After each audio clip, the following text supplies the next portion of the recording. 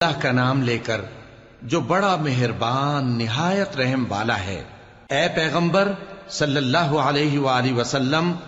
لوگوں سے کہہ دو کہ میرے پاس وحی آئی ہے کہ جنوں کی ایک جماعت نے اس کتاب کو سنا تو کہنے لگے کہ ہم نے ایک عجیب قرآن سنا جو بھلائی کا رستہ بتاتا ہے، سو ہم اس پر ایمان لے آئے، اور ہم اپنے پروردگار کے ساتھ کسی کو شریک نہیں بنائیں گے، اور یہ کہ ہمارے پروردگار کی شان بہت بلند ہے، وہ نہ بیوی رکھتا ہے نہ اولاد، اور یہ کہ ہم میں سے کوئی بے وقوف اللہ کے بارے میں جھوٹ گھڑتا ہے، اور ہمارا یہ خیال تھا کہ انسان اور جن اللہ کی نسبت جھوٹ نہیں بولیں گے، اور یہ کہ بعض بنی آدم بعض جنات کی پناہ لیا کرتے تھے تو اس سے ان کی سرکشی اور بڑھ گئی تھی، اور یہ کہ ان کا بھی یہی اعتقاد تھا جس طرح تمہارا تھا کہ اللہ کسی کو نہیں زندہ کرے گا، اور یہ کہ ہم نے